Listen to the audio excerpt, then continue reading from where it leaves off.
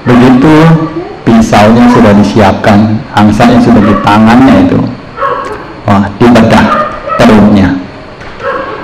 Begitu dibuka perutnya itu dibedah, tahu apa yang didapat oleh kakek itu? Ternyata tidak ada apa-apa. Tidak ada apa-apa. Akhirnya angsa itu pun mati. Kalian dengar cerita ini, kalian juga tertawa kan? Mungkin kalian pikir betapa konyolnya kakek nenek ini berpikir demikian, ya kan? Tapi kelak, kalau kalian dengar lagi cerita ini, ketika kalian sudah dewasa, mungkin kalian juga akan mirip seperti kakek nenek ini.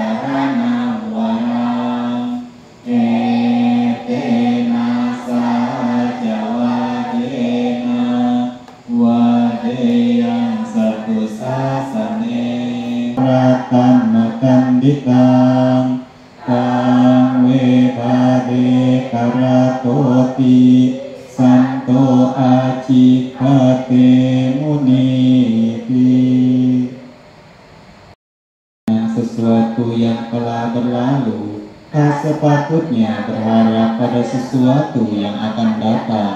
Sesuatu yang telah berlalu adalah hal yang sudah lampau, dan sesuatu yang akan datang adalah hal yang belum tiba. Seseorang yang dapat melihat jelas hal yang ada saat ini lewat upaya-upaya tertentu, tanpa goyah, tanpa bergeming, patut selalu mengembangkan hal tersebut hingga tembus. Berusahalah hari ini juga. Siapa tahu kematian ada di esok hari. Karena tawar-menawar dengan sang raja kematian bersama pasukan besarnya tiada bagi kita. Para muni yang damai menyebut orang yang hidup demikian, yang bersemangat, tidak malas pada siang dan malam, sebagai dia yang memiliki satu malam yang mulia.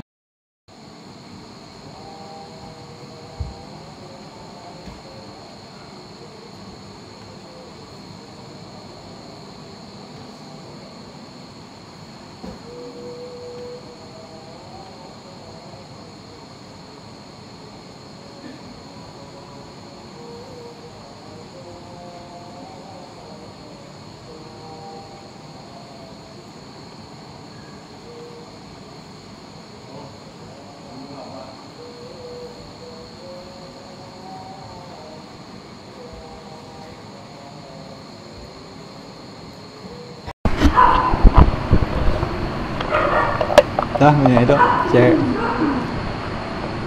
bawa jalan-jalan dan di si kenang simpan. Hah? Hah? Apanya? Ya, nggak apa jalannya. Sampai jam 7:30 dari Tasya apa?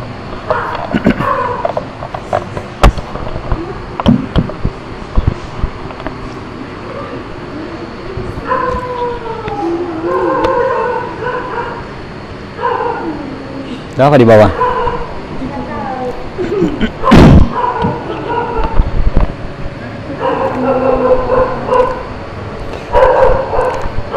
Di sini rata-rata kelas berapa? Oh, rata-rata SMP. Pernah dengar cerita bebek emas? Hah? Bebek emas, pernah dengar cerita bebek emas? Bebek angsa emas.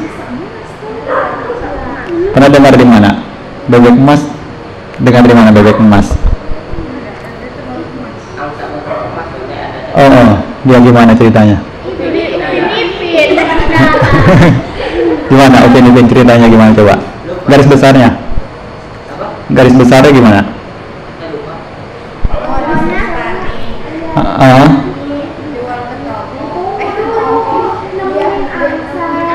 Iya.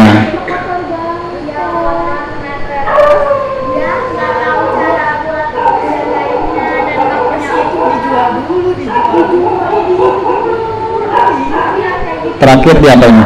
Angsa emasnya itu? Hah? Dimanin sampai putih. Terus? Nggak ada, akhirnya nggak ada. Akhirnya bertelur emas. Sudah, petaninya jadi kaya. Oke. Ini berbeda sedikit. Ya. Kalian ada gambaran nggak? Kesuksesan itu seperti apa? Hah? Seperti apa? Banyak uang. Relasi punya hubungan harmonis, punya kesehatan yang baik. Kalau salah satunya nggak ada, bisa nggak? Ada bisa pilih nggak? Nah, sekarang ada cerita gini. Suatu hari di sebuah desa ada dua orang kakek nenek tinggal bersama. Dua kakek nenek ini tiba-tiba dapat kiriman paket. Ya, paket entah dari mana itu datangnya. Yang pasti ada kiriman ke rumahnya. Begitu paketnya dibuka, isinya itu adalah seekor angsa. Nah, begitu dibuka seekor angsa, lalu kakek nenek ini dapat angsa, juga merawatnya dengan baik, pikir seperti layaknya anak atau cucunya. Nah, dipeliharalah angsa ini. Lalu tidak lama setelah itu, angsa ini pun mulai bertelur. Ketika angsa ini bertelur, telurnya ternyata adalah telur emas. Nah, kakek nenek ini pun cukup terkejut. Bisa-bisanya ada angsa yang dipeliharanya itu bertelur emas. Lalu kemudian telurnya dibawa ke pasar, dijual, dapat uang. Nah, tidak lama kemudian, periode berikutnya, angsa ini pun kembali bertelur lagi, dan sama bertelur emas juga. Dijual kembali ke pasar, dapatlah. Mulai kakek nenek ini 3-4 kali melakukan hal demikian. Ketika angsa sudah bertelur, dibawa ke pasar lalu dijual. Lalu kemudian mulailah terpikir dalam benaknya, kalau tunggu angsa ini bertelur, kapan mau kayanya? Ya kan? Tunggu sampai seminggu, 2 minggu baru keluar 1 telur, baru jual ke pasar. Wah, kapan kayanya? Mulai terpikir ide, angsa ini bertelur emas secara rutin, pasti di dalam perutnya banyak telur emas, ya kan? Mulailah bercerita kepada si nenek. Nah, bilang ke neneknya, kamu berpikiran sependapat tidak dengan saya? Nah, kalau kita tunggu seperti ini kita mungkin lama kayanya. Nah, jadi lebih baik biar cepat kaya kita bedah saja ini angsa, pasti di dalamnya banyak telur emas. Wah, nenek itu pun setuju juga. Benar juga mungkin ya kan pikirnya, kan sering tahu yang bedah perut kan nggak bisa di ronsen, dia nggak punya alat ronsen. Lalu akhirnya suatu hari sudah, oke, kita siap-siap lah. Angsa juga sudah mulai kotak-kotak yang happy. Ada apa ini kan? Tiba-tiba tangkap. Begitu ditangkap, nah langsung buru-buru kakek ini pun siapkan pisau. Begitu pisaunya sudah disiapkan, angsa yang sudah di tangannya itu, dibedah perutnya. Begitu dibuka perutnya itu dibedah, tahu apa yang didapat oleh kakek itu? Ternyata tidak ada apa-apa. Tidak ada apa-apa. Akhirnya angsa itu pun mati. Kalian dengar cerita ini, kalian tidak tertawa kan? Mungkin kalian pikir betapa konyolnya kakek nenek ini berpikir demikian, ya kan?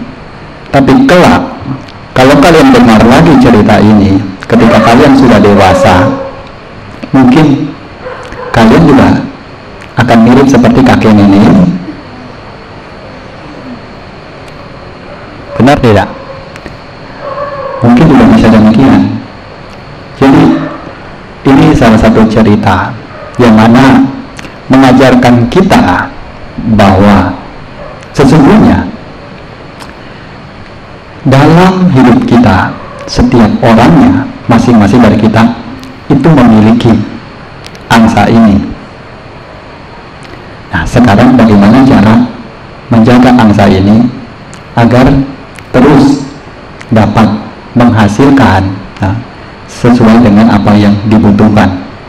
Tapi terkadang ketika kita terlalu ingin memburu-buru proses yang mana seharusnya itu ada periodenya, jadi akan kehilangan semuanya. Sama seperti misalnya ketika mungkin kita berpikir kita ingin cepat kaya. Ingin cepat kaya bagaimana caranya? Bekerja sekeras mungkin dari pagi hingga malam, dari malam hingga pagi, kerja terus menerus. Apa didapat? Oke, uang didapat, kekayaan didapat. Tapi apa yang harus ditukarkan? Kesehatan. Apa yang harus ditukarkan? Relasi, hubungan, mungkin dengan orang-orang keluarga mungkin jadi jauh, ya kan? Tapi sekarang ketika misalnya sudah dapat uang, dapat kekayaan, lalu harus ditukarkan dengan kesehatan yang menjadi buruk, menjadi sakit karena kurang istirahat. Kira-kira dari apa yang didapatkan itu, apakah itu sepadan? Nah, ini sama seperti kakek nenek itu. Jadi semua itu butuh proses, butuh waktu.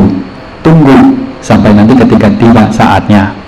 Nah, jadi dengan kita malah memburu-buru apa yang semestinya, malah terkadang kita kehilangan semuanya. Nah, selanjutnya siap-siap. Nah, meditasi untuk jaga ketenangan biar lebih sabar. Orang sabar, orang sabar,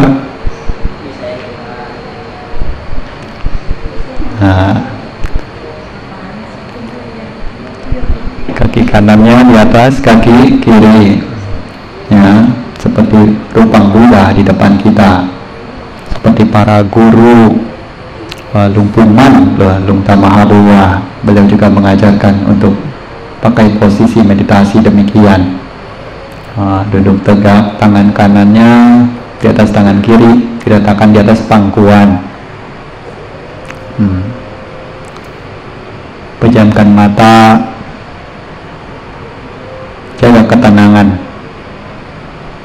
cukup fokus pada objek meditasi, pada nafas masuk, nafas keluar, nafas masuk bud, nafas keluar do, nafas masuk bud, nafas keluar do. Tidak perlu pikir macam-macam, tidak perlu cari-cari kapan tenangnya, kapan pikiran damainya.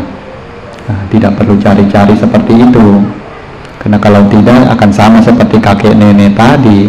Nah, biarkan nanti ada waktunya, nanti juga ada prosesnya. Ketika memang sudah saatnya untuk tenang, juga akan tenang dengan sendirinya.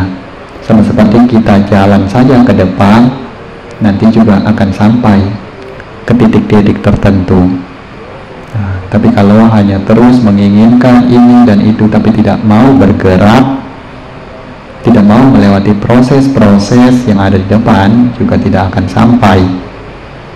Nah, inilah gunanya bersabar, gunanya latihan untuk dapat memperoleh apa yang mungkin akan berguna dalam kehidupan kita, dan sangat bermanfaat sekali ya, untuk menjawab sebenarnya apa tujuan daripada kita hidup di dunia ini.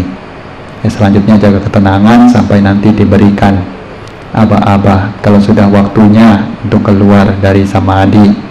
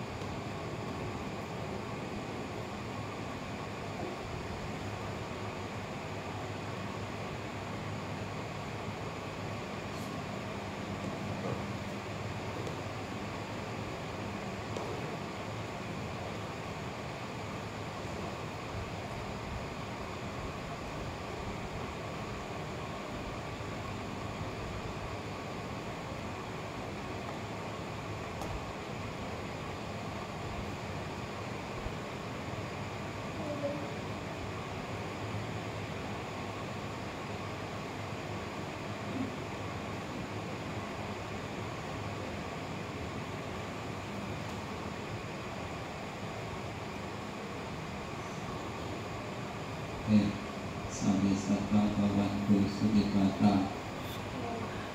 Makhluk hidup berbahagia. Sadu, sadu.